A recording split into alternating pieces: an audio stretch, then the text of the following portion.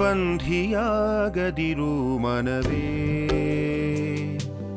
ಇಲ್ಲ ಸಲ್ಲದ ನೆಪಗಳ ನಡುವೆ. ನಮಸ್ಕಾರ. ಅತ್ಯಂತ ಯಶಸ್ವಿ ಹಾಗೂ ಅರ್ಥಪೂರ್ಣ ಜೀವನಕ್ಕೆ ನಮ್ಮ ಯೋಚನೆಗಳು ಹಾಗೂ ಅವುಗಳನ್ನು ಕಾರ್ಯರೂಪಕ್ಕೆ ತರುವುದು ನೇರವಾಗಿ ಕಾರಣವಾಗಿರುತ್ತದೆ. ನಮ್ಮ ಯೋಚನೆ ಹಾಗೂ ವರ್ತನೆಗಳು ನಮಗೆ ಪ್ರಕೃತಿ ಕೊಡಮಾಡಿರುವ ಅವಕಾಶಗಳನ್ನು ಸದುಪಯೋಗ ಮಾಡಿಕೊಳ್ಳುವ ದಿಸೆಯಲ್ಲಿ ಪ್ರವಹಿಸುತ್ತಿರಬೇಕು. ಬದುಕಿನಲ್ಲಿ ಎದುರುಗೊಳ್ಳುವ ಸಮಯ ಮತ್ತು ಸಂದರ್ಭಗಳನ್ನು ಸಾಧ್ಯವಾದಷ್ಟು ಸೂಕ್ಷ್ಮತೆಯಿಂದ ಅವಲೋಕಿಸಬೇಕು. ನಮಗೆ ದೊರೆತ ಅವಕಾಶಗಳು ನಮ್ಮ ಅಜಾಗರೂಕತೆಯಿಂದ ಕೈತಪ್ಪಿ ಹೋಗದಂತೆ ಎಚ್ಚರ ವಹಿಸಬೇಕು.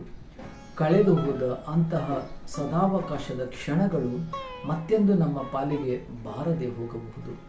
ಹಾಗಾಗಿಯೇ ನಾವೆಲ್ಲ ನಮಗೆ ಬಂದ ಅವಕಾಶಗಳನ್ನು ಸದುಪಯೋಗ ಮಾಡಿಕೊಂಡರೆ ಬದುಕು ಸುಂದರ ಮತ್ತು ಸಮೃದ್ಧಗೊಳ್ಳಬಲ್ಲದು. ಅವುಗಳನ್ನು ಗುರುತಿಸುವಲ್ಲಿ ಮತ್ತು ಸದುಪಯೋಗ ಪಡಿಸಿಕೊಳ್ಳುವಲ್ಲಿ ನಾವು ವಿಫಲರಾದರೆ ಬದುಕೆಲ್ಲ ಬರಡಾಗಬಹುದು. ಒಂದು ಬಾರಿ ಭಗವಾನ್ ಬುದ್ಧ ಪ್ರಯಾಣದಲ್ಲಿದ್ದಾಗ ಸಮುದ್ರದ ತಟದಲ್ಲಿ ತನ್ನ ಶಿಷ್ಯರೊಂದಿಗೆ ಸಾಗುತ್ತಲಿದ್ದ. ಹೊತ್ತು ಮುಳುಗಿ ಸಂಜೆಯಾಯಿತು.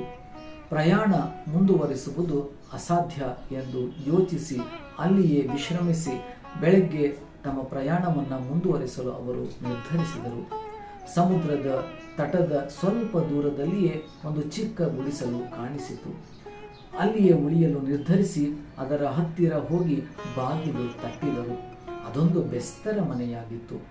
ಬಾಗಿಲವರೆಗೂ ಬಂದಿದ್ದ ಭಗವಾನ್ ಬುದ್ಧನನ್ನ ಮನೆಯವರು ಅತ್ಯಂತ ಸಂಭ್ರಮದಿಂದ ಸ್ವಾಗತಿಸಿ ಆದರಾತಿಥ್ಯ ನೀಡಿದರು. ಪ್ರೀತಿಯಿಂದ ಉಪಚಾರಿಸಿದರು. ಮನೆ ಚಿಕ್ಕದಾಗಿದ್ದರೂ ಅವರೆಲ್ಲ ವಿಶಾಲ ಹೃದಯಗಳಾಗಿದ್ದರು. ರಾತ್ರಿ ಅಲ್ಲಿಯೇ ಉಳಿದು ಬೆಳಗ್ಗೆ ಹೊರಡಲು ಬುದ್ಧ ಮತ್ತು ಅವನ ಶಿಷ್ಯರೆಲ್ಲ ಸಿದ್ಧರಾದರು. ಆಗ ಬುದ್ಧ ಮನೆಯವರನ್ನ ಕುರಿತು, ನಿಮ್ಮ ಆದರಾತಿಥ್ಯದಿಂದ ನಮಗೆ ತುಂಬ ಸಂತೋಷವಾಗಿದೆ, ನಿಮಗೆ ಬೇಕಾದದ್ದನ್ನು ಕೇಳಿ ಎಂದ.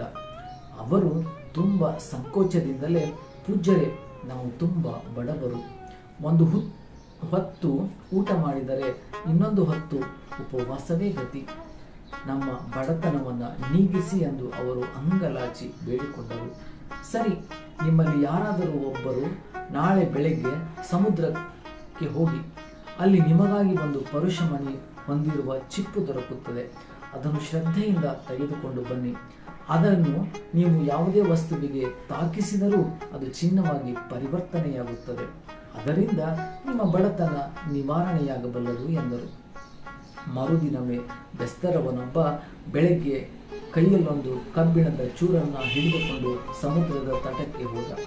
ಒಂದೊಂದೇ ಚಿಪ್ಪನ್ನು ತೆಗೆದುಕೊಂಡು ಅದನ್ನು ಕಬ್ಬಿಣಕ್ಕೆ ಸೋಕಿಸಿ ಅದು ಬಂಗಾರವಾಯಿತೆ ಎಂದು ಪರೀಕ್ಷಿಸಿ ನೋಡತೊಡಗಿದ.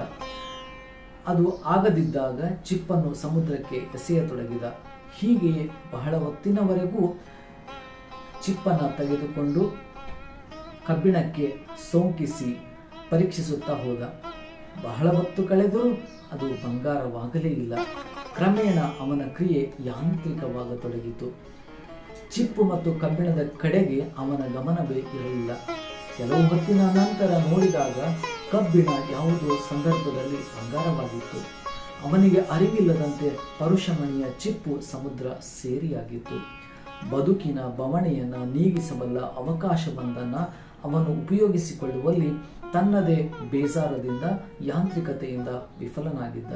ತನ್ನದೇ ಅಜಾಗರೂಕತೆಯಿಂದ ಅದು ಸಮುದ್ರ ಸೇರಿಯಾಗಿತ್ತು.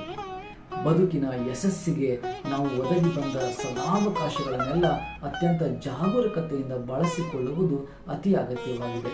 ಪ್ರತಿಯೊಂದು ಕ್ಷಣವೂ ನಮಗೆ ಅತ್ಯಂತ ಅಮೂಲ್ಯವೇ ಆಗಿರುತ್ತದೆ. ಯಾವ ಕ್ಷಣ, ಯಾವ ಸಂದರ್ಭ, ಯಾವ ಸೌಭಾಗ್ಯವನ್ನು ಹೊತ್ತು ತರಬಲ್ಲುದು ಎಂಬ ಅಂಶ ನಿಗೂಢ. ಇದರಿಂದಾಗಿಯೇ ಎಣ್ಣೆ ಬಂದಾಗ ಕಣ್ಣು ಮುಚ್ಚಿಕೊಂಡರು ಎಂಬ ಗಾದೆಯಂತೆ ನಾವು ನಮ್ಮನ್ನು ಅರಸಿಕೊಂಡು ಬಂದ ಅವಕಾಶಗಳನ್ನು ಗುರುತಿಸುವಲ್ಲಿ ಅಸಮರ್ಥರಾದರೆ, ಅವುಗಳನ್ನು ಅಪ್ಪಿಕೊಳ್ಳದಿದ್ದರೆ ಅವುಗಳು ನಮ್ಮಿಂದ ಖಂಡಿತ ಜಾರಿ ಹೋಗುತ್ತವೆ.